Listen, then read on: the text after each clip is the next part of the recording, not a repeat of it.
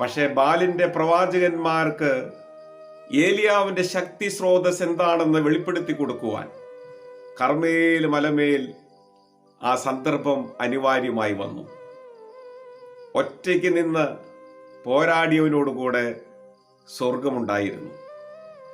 അവനെ ശക്തിപ്പെടുത്തി, ബലപ്പെടുത്തി, പ്രാപ്തി കൊടുത്ത്, അഗ്നി ഇറക്കി മറ്റുള്ളവരുടെ മുമ്പിൽ ഏലിയാവിന്റെ ദൈവത്തെ വെളിപ്പെടുത്തി കൊടുത്ത സ്വർഗം.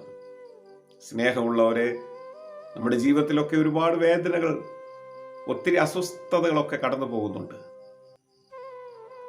ഈ വാക്കുകൾ കേൾക്കുമ്പോൾ നമ്മൾ എന്തൊക്കെയോ ദുരന്തങ്ങളുടെ മധ്യയാണ്.